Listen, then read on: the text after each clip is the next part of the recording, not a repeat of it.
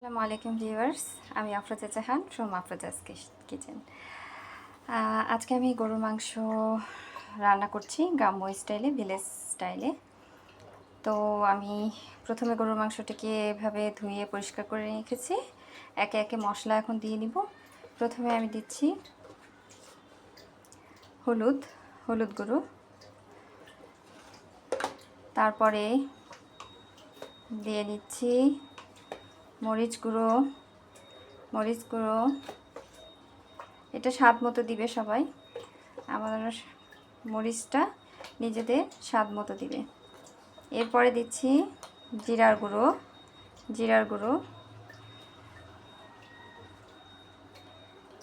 গুঁড়ো আমি 1 table spoon, বড় স্পুনের 1 টেবিল স্পুন হয়, আমার এটা ছোট চামচ। এরপর দিচ্ছি ধনিয়া গুঁড়ো দিয়ে দিলাম। এরপরে বাটা মশলাগুলো দিব একে একে।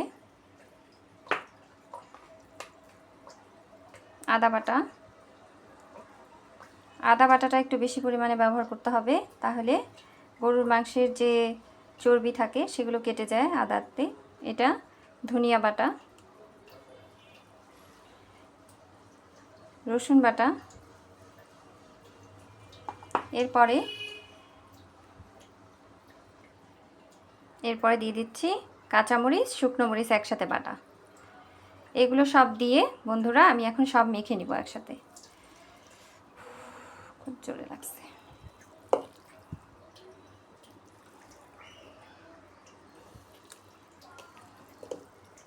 আমি সুন্দরভাবে মেখে নিচ্ছি। সবগুলো মাংসের মধ্যে যেন মশলাগুলোকে মিশে যায়, সুন্দরভাবে মিশে যায়, এভাবে করে মেখে নিতে হবে খুব সুন্দর করে। সামান্য একটু সরিষার তেল দিলে খুব ভালো হয়। আমি একটু পরেই 1 কাপ পরিমাণ সরিষার তেল দিব, ওটা দিয়ে আমি রান্নাটা করব।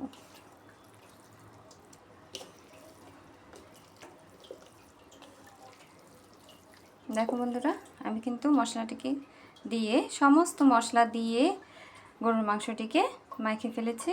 এরপরে আমি এটাকে কড়াইয়ে দিব, তারপর ফিরে আসছি।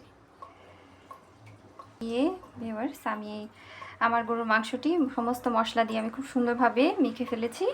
এখন আমি সরিষার তেল দিব 1 কাপ পরিমাণ এই মাখাটার মধ্যে। দেখো বন্ধুরা, আমি সরিষার তেল দিচ্ছি 1 কাপ পরিমাণে, আমি ঢেলে রেখেছি, দিয়ে দিলাম।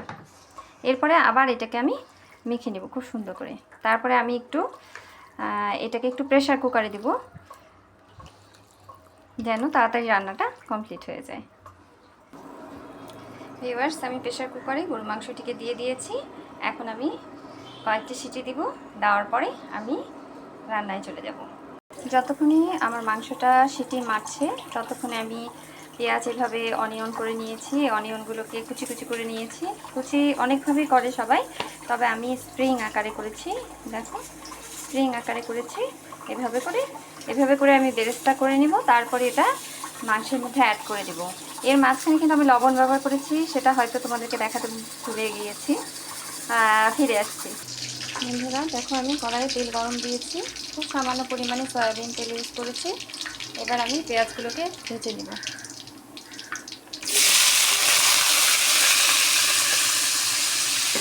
একদম বাদামি করে ভেজে নেব। দেখো, আমি কড়াইয়ে তেল গরম করে পেঁয়াজগুলোকে দিয়ে নিচ্ছি, এখন ভেজে নেব। বন্ধুরা, আমার পেঁয়াজ অনিয়ন কুচিগুলো দেখো বাদামি কালার হয়ে গিয়েছে। আর একটু সামান্য হলে কিন্তু আমি এটাকে নামিয়ে ফেলব। বন্ধুরা, আমি প্রেসারে সিটি দিয়ে 6টি সিটি মেরেছি। এরপরে মাংসটিকে কড়াইয়ে ঢেলে দিয়েছি। এখন আমি কষাবো প্রয়োজনীয় উপকরণ দিয়ে। এখন শুধুমাত্র আমি ভাজা মশলাগুলো ব্যবহার করব। আর আমার স্পেশাল রেসিপি মাংসে, সেটা ব্যবহার করব, সাথেই থাকবে। দেখো বন্ধুরা, এটা আমি আমার গরুর মাংসের মশলা তৈরি করেছি। এটা গ্রেট করে নিয়েছি, একেবারে ব্লেন্ডারে ব্লেন্ড করে। এভাবে আসলে দাঁতের নিচে কোনো মশলা পড়লে খুব বিরক্ত লাগে খাবার সময়। তো এখানে আমি যেটাতে ইউজ করেছি এই মশলাটির মধ্যে, এখানে স্টারটা ব্যবহার করেছি, তার সাথে দারচিনি, এলাচ, লবঙ্গ, গোলমরিচ, তার সাথে রয়েছে সামান্য পরিমাণে জায়ফল, জয়ত্রী, সবগুলোকে ব্যালেন্স করে আমি এটা তৈরি করেছি। এখানে গরম মশলাও আছে। এইভাবে করে সবগুলোকে ভেজে নিচ্ছি, ভেজে নিয়ে তারপরে গ্রেট করে নিয়েছি। আমার এই মাংসে তৈরি করা মশলাটি এখন আমি এখানে দিয়ে দিব। দেখো দিয়ে দিচ্ছি, কি সুন্দর একটা গ্রেভির মতো হয়েছে। দেখো মাংসের মশলাটি আমি যেটি ব্লেন্ডারে গ্রেট করে নিয়েছি সমস্ত কিছু উপকরণ দিয়ে। এটা তোমাদেরকে বলেই দিলাম, শেয়ার করে দিলাম, তোমরা পরিমাণ মতো ইউজ করবে। এই সমস্ত মশলাগুলো আসলে দাঁতের নিচে পড়লে খুব বিরক্ত লাগে, তো সেই ক্ষেত্রে পরিমাণ মতো দিবে। আমি এখানে 1 টেবিল চামচ ব্যবহার করেছি। এখন আমি সমস্ত কিছু দেওয়া আমার হয়ে গিয়েছে, শুধু পেঁয়াজটি কিন্তু আমি ব্যবহার করিনি। পেঁয়াজটি কিন্তু আমি এখনও ব্যবহার করব না, অনেক পরে ব্যবহার করব। পেঁয়াজ দেওয়ার সাথে সাথে কিন্তু কড়াইয়ের মধ্যে আটকে যায়, আর এর ফলে মাংসের স্বাদটা নষ্ট হয়ে যায়। তো পেঁয়াজটা আমি আরেকটু পরে অ্যাড করব। আস্তে আস্তে আমার ভাজা পেঁয়াজগুলোকে অ্যাড করে দেব, সঙ্গেই থাকো। এই পর্যায়ে আমি ধনিয়ার গুঁড়ো দিয়ে দিব, সামান্য পরিমাণে ভাজা ধনিয়ার গুঁড়ো দিলাম। এরপরে আমি একটু ভাজা জিরার গুঁড়ো ইউজ করব, কালারটা সুন্দর আসবে। এখন নাড়াচাড়া করে নেব, কষাবো। সবগুলো মশলা আসলে একসাথে দিয়ে কষাতে হয় না, আস্তে আস্তে একটা একটা করে উপকরণ দিলে সুন্দর মাংসের সাথে স্মেলটা খুব সুন্দর হয়। তো আমরা চেষ্টা করব এভাবে করার, যদিও একটু সময় বেশি লাগে। এরপরে এর মধ্যে সামান্য পরিমাণে আমার ভাজা পেঁয়াজ বেরেস্তাগুলো একটু ছড়িয়ে দেব, সামান্য। বন্ধুরা এখন আমি 1 চামচের মতো টমেটো সস, যেটা আমি বাসায় তৈরি করেছি, সেটা দিয়ে দিচ্ছি। তাহলে শাহি একটা লুক চলে আসে এবং কালারটা খুব সুন্দর হয়। এই পর্যায়ে আমি বাসায় তৈরিকৃত প্যাপরিকা পাউডার দিয়ে দিচ্ছি। এটা দিলে মাংসটার কালার এবং গন্ধটা খুব দারুণ একটা গন্ধ পাওয়া যায়। দিয়ে দিলাম 1/2 টেবিল স্পুনের মতো। বন্ধুরা দেখো আমি মাংসটি কষাচ্ছি, আর একটু কিছুক্ষণ কষাবো, তারপর পানি দিয়ে ঢেকে দেব। মিনিমাম 15-20 মিনিট পরে আমার মাংসটা রেডি হয়ে যাবে খাওয়ার জন্য। তোমরা সবাই এভাবে তৈরি করে দেখবে কেমন লাগে খেতে। আর অবশ্যই এটা একটা আমি শাহি প্লাস গ্রাম্য স্টাইলে রান্না করেছি। আমার রেসিপি সবাই ট্রাই করবে এবং কমেন্টে অবশ্যই জানাবে। ফিরে আসছি। বন্ধুরা দেখো আমার গোস্তটি কষানো হয়ে গিয়েছে।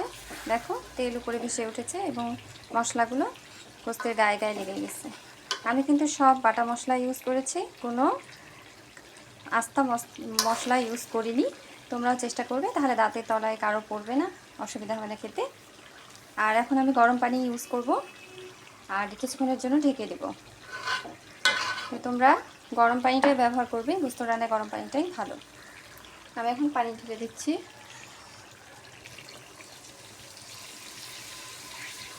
পরিমাণ মতো পানি দিয়ে দিবে।